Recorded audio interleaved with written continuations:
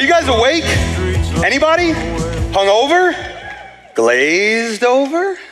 Nikki was excellent last night, and I need your help because I have a question for you, and I need some crowd participation. When people think about your brand, what is it that makes you different from every other law firm? Shout it out.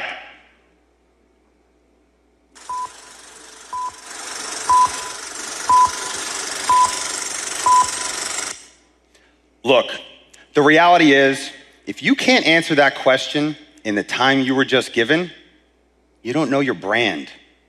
Or worse, you don't have one. But you're here because you're hungry. Hungry for more. More leads, more clients, more cases, just more. Now, lead generation's like hunting. Sure, it'll get you fed today, but brand is like farming. Brand will keep you fed for years to come because brand breeds longevity.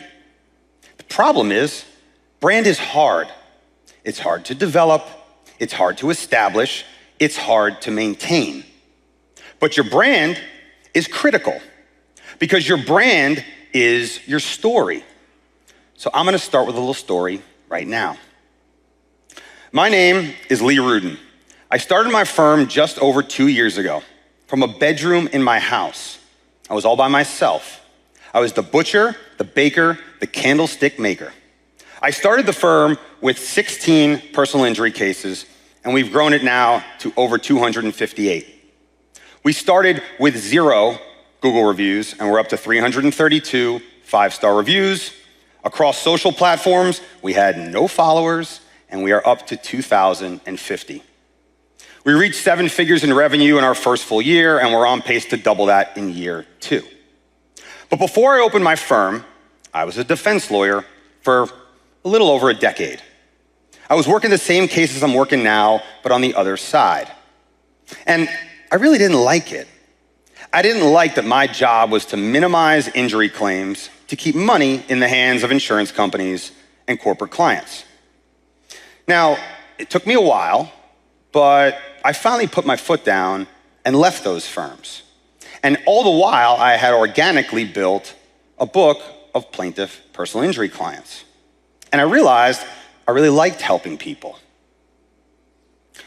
Now this is my dad. He wasn't a lawyer. He actually had an accounting degree, but never practiced. And that's relevant because he said to me and my brother, be a professional. Because if everything goes to shit, you can just hang up a shingle.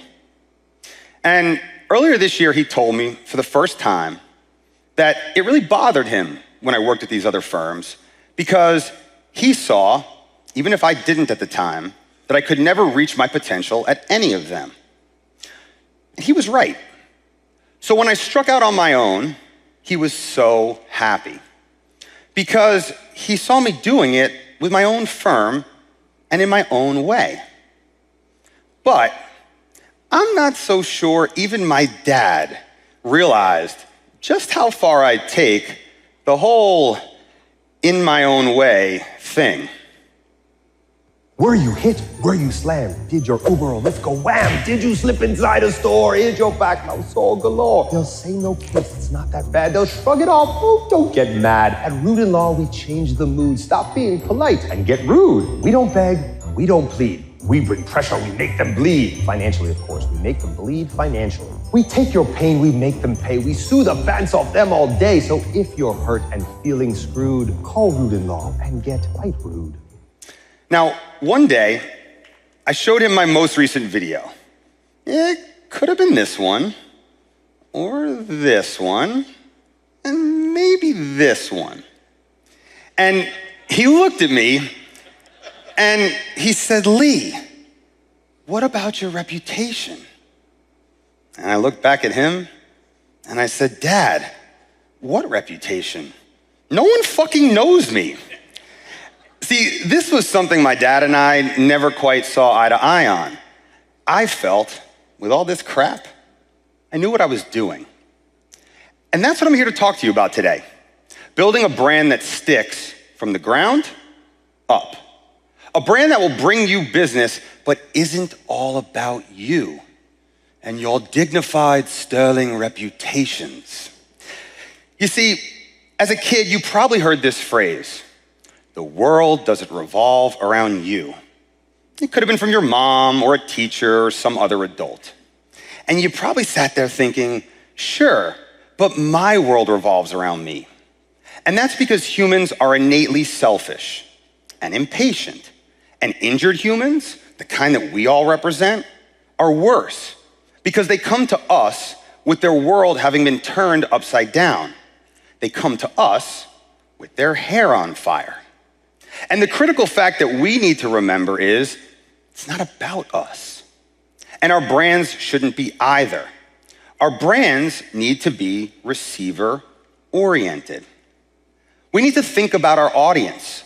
What do they want?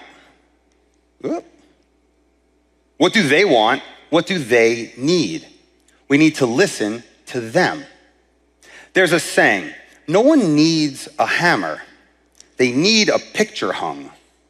Clients don't need a lawyer. What they need is a resolution. And they hire you or they hire me because they think one of us is going to give them the best outcome, whatever it is for them. Because as lawyers, we are service providers, professional service providers. But really, we're just a means to an end for our clients. And our brands must convey why we are the hammer or the screwdriver or the buzzsaw our clients need. So how do we do it? I've developed what I call the Get Rude brand strategy, and it has 3 parts. Get bold, get local, and get digital. So let's begin. What does it mean to get bold? Well, simply put, we are in the attention business, and safe things do not get attention. Now, I'm not saying that you have to get dressed up in a costume to make your point, although it might not hurt. Now, you might be saying to yourself, Lee, I'm never getting dressed up like the Easter Bunny or Santa Claus, the Grinch, Beetlejuice, Maui from Moana, Fred Flintstone, Moses, Jesus, because at Rudin Law, we are equal opportunity offenders. But the point here is that what's bold to me isn't necessarily bold to you. What will get my attention won't necessarily get yours. And that's okay. But if you're not willing to be dangerous with your brand, to take risks, you must do something different if you want to build a memorable brand. You must do something, anything, to break through the noise. And there's a lot of it. Because if your website or your logo or your social media contains pillars, the scales of justice, a gavel, rich mahogany, leather-bound books, you're not different and you're not memorable. You might be Ron Burgundy from Anchorman, but that's about it. And if potential clients don't remember you, how can they hire you? So how do we build a brand that's different? Remember the big question I asked you at the beginning? What is it about your law firm that makes you different from every other law firm? Well, if you still can't answer that question, I've come up with 3 approaches you can try to get bold with your brand. And don't worry, if you have an established firm name, you can use this for a DBA, a slogan, a tagline, or even just your logo. Approach number 1, the personality trait or style approach. This focuses on what makes you different, but it has to be authentic to who you are and how you are. Here are 2 sides of the same coin. Me, I created my brand off of the bold, aggressive, rude trait. And I'm not the only one. If you fancy the tough guy angle, there's a hammer in every metro area. And a strong arm too. And here in Arizona, there's the anti-lawyer lawyer. But maybe that's not you. Maybe you're more principled, compassionate, a man or woman of God. Well, in Texas, we have the Christian trial lawyers. In Florida, Muslim legal. And then everywhere else, there's Jewish lawyers like me. Maybe that's not your style. Maybe you want to base your brand off of a physical appearance, a hobby, a passion, a skill, or your practice niche. How you look different or what you do that's different, with the difference being the point of emphasis. Around the country, we have firms that have based their brands off of the hair on their faces, and others that have based their brands on the lack thereof on their heads. And then also, both. But maybe it's not how you look, but what you love to do that makes you different. A hobby, like the attorney that rocks in Texas, or the skateboard lawyer in Michigan. Now, when your hobby and your practice niche blend together, it's a perfect brand marriage. Around the country, we have motorcycle lawyers, we have bicycle lawyers, we have horse lawyers, and we have boat lawyers. Maybe you're sitting there saying, Lee, I can't do any of these things. Well, last but not least, you can just make up a brand. I bet you recognize these two. But these guys, they're not tigers. And these guys, they're not dogs. And yet, both have built wildly successful brands that have them on this stage this year and last year and dominating their markets and going national. You could too. Now, again, you might be sitting there saying, Lee, this is making me really uncomfortable. You're really pushing me out of my comfort zone. You might be thinking, fuck off, Lee. What's the least I could do? Now, if you can't or won't do any of these things, it's too much for you. Not enough time in the day. It's too expensive. You don't want to change the stationery. Well, can you at least use a different color? In a survey conducted of 10,000 law firm websites, Mean Pug Digital found that nearly 65% use the color blue and over 25% use the color red. That means that approximately 90% of law firm websites use either red or blue. So if you want to be different in the mildest, most milquetoast of ways, change your colors. But the point here is this. To create a bold, memorable brand, you have to take a risk and you have to stick to it. Because people, probably those close to you, will take your fun, crazy, different idea and make slight suggestions to blunt it. But a small tweak here and a little edit there, and you're back to the same boring brand. And that's not bold, and that's not memorable. Now, once you get a bold brand, what next? You gotta take it to the streets. We all know that the best lead is a referral, but why? Because it's a warm lead. The know, like, and trust hurdle has been helped out by the people making the reference. Doesn't matter if it's a doctor, a lawyer, a past client, a friend, or a family member. So how do we foster additional referral sources? And to that, I say, you need to get local. At my firm, we employ a community engagement strategy with the goal of fostering additional referral sources. We try to find something that our potential clients are unreasonably obsessed with. We want to find something that they are passionate about, devoted and irrationally loyal to, and hitch our wagon to it. Because we think that if they associate us with a thing that they love, they may be more likely to hire us. And if they think we love the thing that they love, they may be more likely to hire us.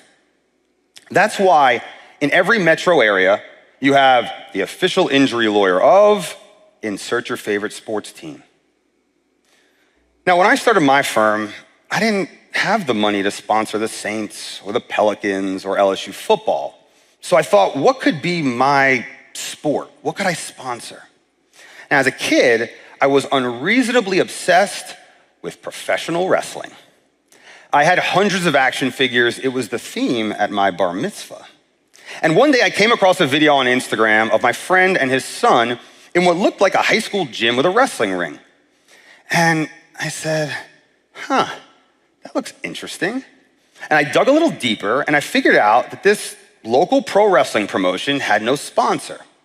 And I figured that any adult who loved wrestling enough not to go watch the WWE when they came to the Smoothie King Center or to watch the latest Monday Night Raw episode on Netflix, but to regularly attend wrestling matches in high school gyms and dive bars and tiny little convention halls had to be unreasonably obsessed. And they just might hire me because I sponsored their beloved wrestling promotion. And I also thought that wrestling fans are the kinds of people that would be likely to hire an advertising injury lawyer. And I know I'm not alone in that thinking. But before Morgan & Morgan sponsored the WWE, Rudin Law sponsored Wildcat Sports. Now you're all familiar with this thing over here, the funnel. Starts wide with an audience of potential people, narrows down, narrows down, narrows down, to the bottom, your potential clients. But there's another concept here coined by Seth Godin. He's the purple cow guy. He called it flipping the funnel. Turn your strangers into friends, your friends into your customers, and your customers into your salespeople. That's what the community engagement strategy does. It's creating relationships with people to create these local champions for you who will spread the gospel of your brand. These people that you connect with, that you lift up, that you help, will become your biggest cheerleaders in the community, your unpaid spokespeople, your true believers, your local champions. Now, this only works if you deliver excellent service, but I'm sure you all do. At my firm, we attend every wrestling event. We shake hands, we kiss babies, we give out free stuff. But really what we're doing is we're meeting non-lawyers and inviting them to connect with us in a way that doesn't feel like solicitation. For my firm, it's wrestling events. For other firms, it might be pro sports games. But really, it could be anything that people give a shit about. I know a guy who built his whole firm off of Rotary Club meetings. If you're that man or woman of God, maybe it's your church, your synagogue, or your mosque. That's the linchpin of your community engagement efforts. If you're a bicycle lawyer or a skateboard lawyer, maybe you're sponsoring racing clubs or attending competitions or just hanging around the skate park giving out helmets and knee pads. The point here is that repetition is key. It's not a one-shot deal. You can't just hit it and quit it. It's a longer play with multiple touch points, multiple conversations. You have to show back up time after time after time. But if you do, it works. Now, I told you that we go to these events and we give away gear. But before we talk about the gear, we need to talk about the Costco hot dog. You might be saying, why the Costco hot dog?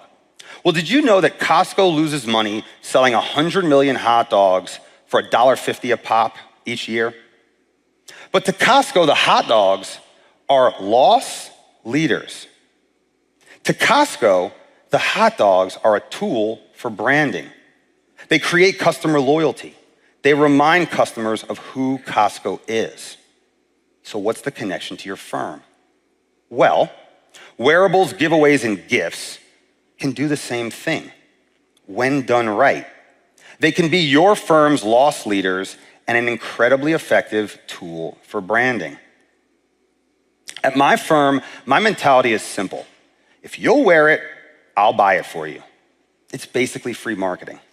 But the key and the hardest part is giving people merch they want to wear.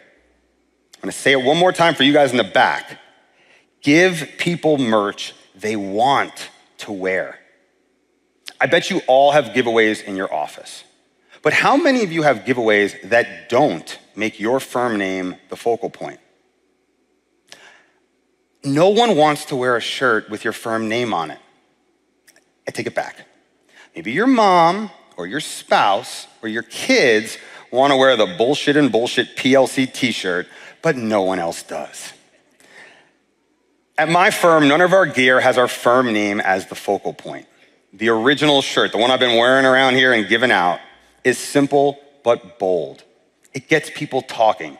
It gets attention everywhere. People read the front and they say, ooh, stop being polite. I like that. What's the back say?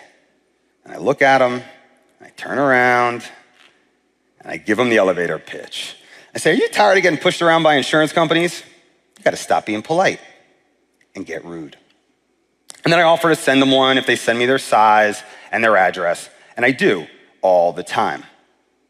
We also create other shirts with variations on famous logos and just things we think that people will be interested in, will connect with, and want to wear.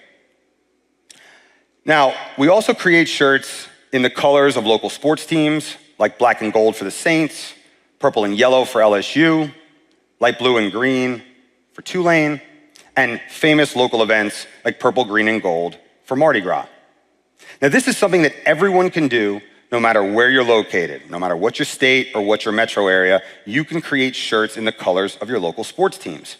And this serves a dual strategy because we're giving people shirts they want to wear, and we're giving them shirts where they'll have a place to wear them in public. That's the point.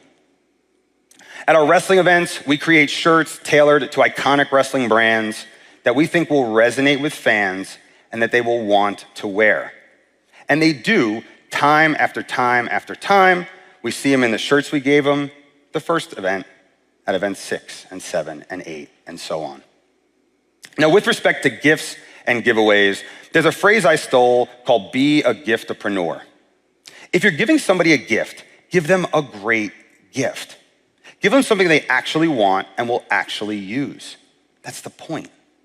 And they'll remember where the gift came from, and they'll tell everybody they got it, both when they received it and every time they use it. With gifts, give them something without your firm name on it, or somewhere subtle. For example, if you're giving someone a thank you gift, and you give them Tiffany champagne glasses or a Waterford vase, don't engrave your name on the side. Put it on the bottom. If it's on the side, it's gonna sit in the closet and collect dust, and that's not the point. Similarly, if you give them Bose noise-canceling headphones, put your name on the inside of the headband, not the outside of the ear pad. Simple fixes, but it adds a lot of value to the recipient. If you handle auto cases like me, here's just a quick thought on giveaways. These are things that you can have in your car if you're a potential client, and it'll remind folks both when they get in a wreck and throughout the year of who you are, and they're relatively inexpensive. Plug-in tire pumps, registration or insurance card holders, air fresheners, first aid kits. If you live up north, snow scrapers. If you live down south, sunshades. Super easy, relatively cheap.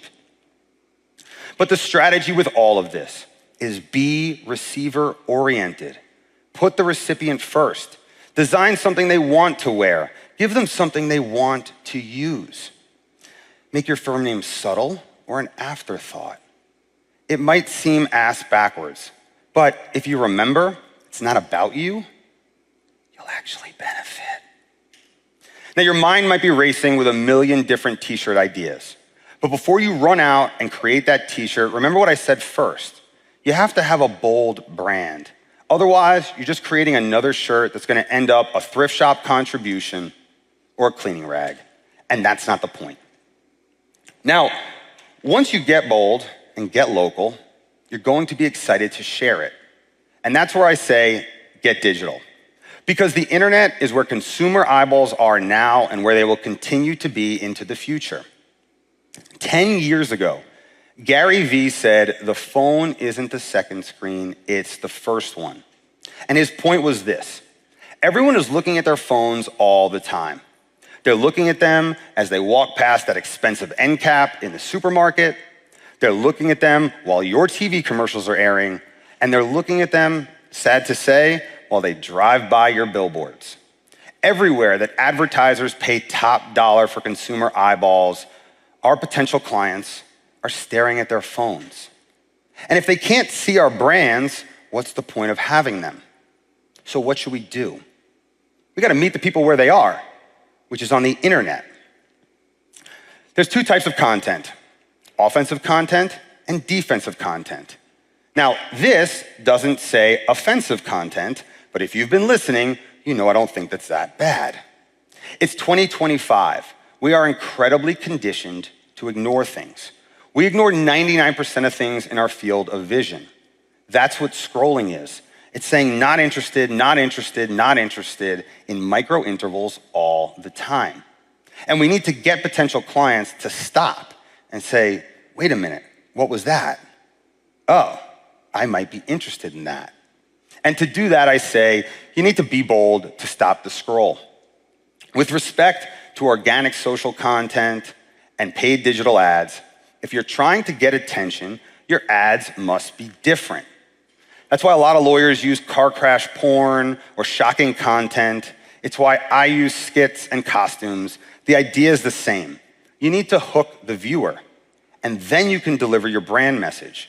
But if you can't hook them, you never get the opportunity. Now, the other side of this is defensive digital content. And by that I mean, don't let your presence on the internet be a deterrent. Social media pages and your website are where clients come for social proof. Don't shoot yourself in the foot with no presence or an antiquated presence. Do you have a current LinkedIn profile picture, or are we looking at a gray avatar placeholder? Is your website modern, or was it built on Windows 94? You shouldn't think that every post you make will be cutting edge and get 1 million likes or views. But you have to have organic content and a website where potential clients can come and learn who you are so they can know and like you, and see that you're a real lawyer so they can trust you. Because after you've done the hard part of getting potential clients to your page, you don't want to lose them. You have to have something presentable up there so they can see that you're not a dinosaur or a ghost, but a real modern lawyer. We've reached the end. Here are the takeaways. You need to get bold and do something, anything with your brand, even if it's just changing the colors, to break through the noise and get attention. You need to get local and build a stable of local champions through community engagement efforts and receiver-oriented wearables, giveaways, and gifts. And lastly, get digital through social media to spread your brand reach in a cost-effective way, and make sure you have a defensive internet presence so you don't lose those potential clients you work so hard to attract. All right. We started this presentation talking about my dad, and we're going to finish that way too. This is my dad. What I didn't tell you before is that we lost my dad suddenly 4 months ago. And as fate would have it, PIMCON called a week later. The universe is funny like that. It's not lost on me how important it is to be on this stage. I'm a new firm. We're not that old. I really appreciate what Chris and Ashley have done, giving me this opportunity. I'm just sad that I couldn't share it with my dad. He was my hero and my sounding board in life and business, and my biggest fan. He'd be sitting right there in the front row. I know it. After he died, my family sat with the rabbi and we talked for a long time, and the rabbi looked at me and he said, "Lee, what's your dad's legacy?" And I looked at him and I wiped my eyes and I told him, "It's my younger brother, and it's me." So I'm gonna continue to build the Get Rude brand for as long as I can to keep the Rudin name, the one that my dad gave us, alive. Even if I have to put the clown suit on to do it. Thank you all for indulging me. Take care of each other. And stop being polite. Get rude.